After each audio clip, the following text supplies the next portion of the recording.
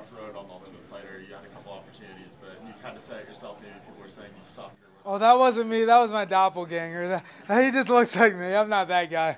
Well, how does it feel to come in here and kind of prove yourself and get an actual win in actual UFC? It feels awesome to get an actual win in the UFC. It feels incredible. I might have proved the people that said I'm awesome right more so than proving myself. But yeah, it feels incredible. Were you surprised that one of the judges scored that fight a draw? No, not really. I maybe would have. Yeah. Alan, like, when I got to the UFC, I'm like, shoot, there's like that grippy cage and whatever. It makes taking people down a lot harder and stuff, and it's a little different, yeah.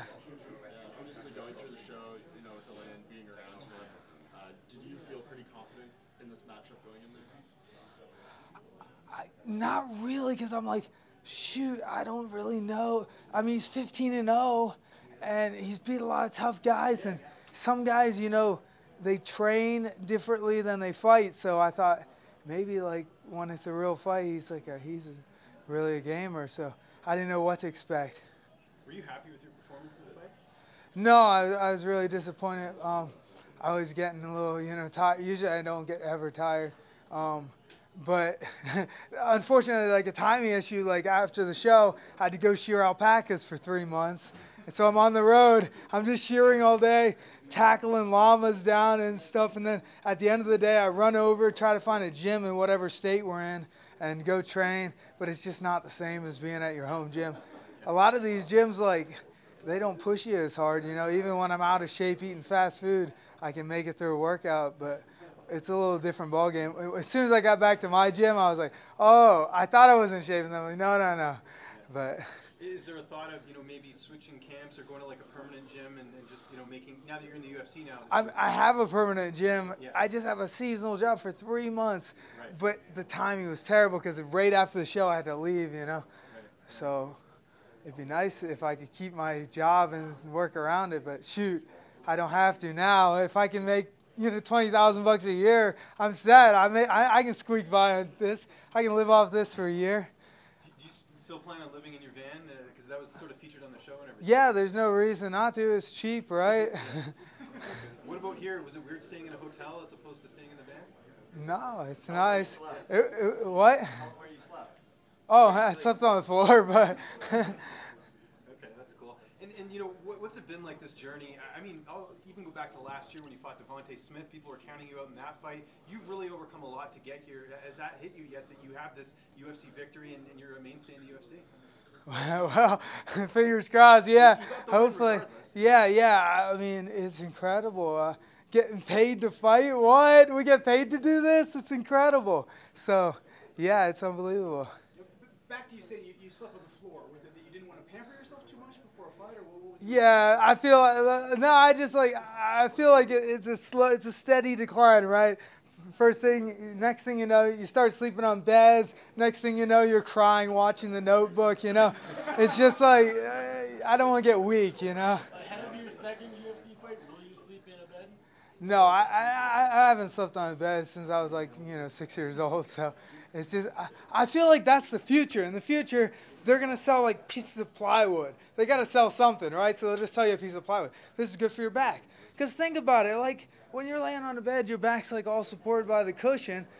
I feel like your muscles should be like supporting all that. And I've never had any back problems, so I'm the experiment. We'll see. If I'm all crippled up. What? Did you talk to a doctor about this? Doctors don't know anything. We'll see. In 40 years, if I don't have any back problems, you'll know I was right. You're quite the character. What would you say is the most interesting thing about yourself?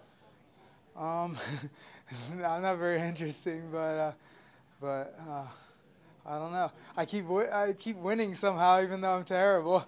That's interesting. I like that though. It seemed like you had a lot of fun in this season of The Ultimate Fighter. What was your favorite moment from the series? Oh, there were so many crazy things that didn't even make it on film. I personally like Tough Talk, your skit with RJ. Oh yeah. That was hilarious. Great job. It was pretty funny. The one guys, they stuck like on the dishwasher that it was broken, and it said like don't use dishwasher management or whatever. And the other team, like the whole season, they didn't use it, and they were so pissed when they found out it was like fake. but it just sat there the whole season. I know this win's fresh, but when are you looking to get back in there? And is there anyone you want to fight on the roster? I want to fight Joe Giannetti. I hate, anytime I get a loss, I'm like, shoot, I know, change one tiny little detail, and it's a totally different fight. And, I mean, people are justified in thinking I'm terrible, right? I went out there, I got choked out in 3 seconds. They're like, oh, obviously this guy has no jiu-jitsu. I'd like to prove that I have some jiu-jitsu. Like, okay, my striking is terrible, I'll give you that, but I have something. So I'd love to have a chance to redeem myself and get that fight back. Regardless of the outcome tonight? Yeah, I don't care who wins. I'd like to fight him. I'd love to. How are you celebrating tonight? Nothing. I don't know. Hope I can go train somewhere. Maybe, sightsee a little bit, or? Oh, I don't know. Maybe if my sister wants to. I'm gonna try to find some place to train. Go over to Couture's or something. I really think, like, I don't see Cormier taking him down. I mean, I see Stipe maybe taking Cormier down. Maybe ground and pound, maybe knockout. I mean, I don't know. Please tell me, how did you come up with your Instagram handle? Follow me online. Oh, my friend was like, hey, you need to get on Instagram and whatever. I was like, well, I don't know what it is. And he's like, I'll set you up for Instagram. And so I was like, he's like, what do you want your name to be? And I was just, well, I need followers because I need people to follow me so that I can become famous and I can get in the UFC. So I was like, I'll just make it Follow Me, I'm Blind. Like the blind leading the blind. So. As a fighter, when you hear Max Holloway got pulled out for those concussion-like symptoms, does that freak you out at all about the future? No, I mean, I figure if you're like all messed up, you won't even know it anyway. So I'll just be happy. I used to work with this guy. He had Alzheimer's and whatever. He was hilarious. He'd stand up in the middle of Wendy's and start playing his harmonica. And, like, I mean, as long as you enjoy your life, who cares, right? Going back to the lungs, I have to ask, what's the most effective takedown? You do single legs, double legs when you take them down? And do you take it like the Rocky training in the woods? Do you use those moments to try to trend yourself?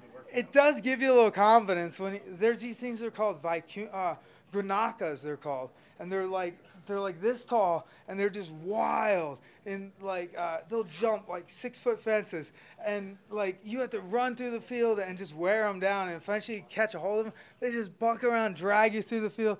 Eventually you take it down. But it gives you a little confidence, like, hey, I took this giant fire-breathing beast down with 4 legs. I should be able to take a guy down. But unfortunately, people are a little smarter, so it doesn't always work. What has been the most exciting thing that you've done this week here in Las Vegas? Have you gone out and done anything interesting? I get to fight. I mean, pretty much I just like fighting. That's it. I'm really actually very boring. I just like to fight, and but after this, I'm gonna help my friend. He has a rotten wooden sailboat. We're gonna try to sail it to New York. So that's exciting. What? Well, I convince him. I'm like, this is the only bit of time I have. So I convince him, let's go now. So we'll see if we survive. You were a little winded in the octagon after the fight. We didn't get to hear the full Alpaca, scream. Can you give us one now? Oh, it's terrible. I'm really terrible at it. You gotta look up like online what they actually sound like. But it's like, it's like a warning call. They like try to let the other animals know there's danger. So, so I'm sorry, I can't. I'm too hoarse. My voice is too low. It's really high pitched and scary sounding.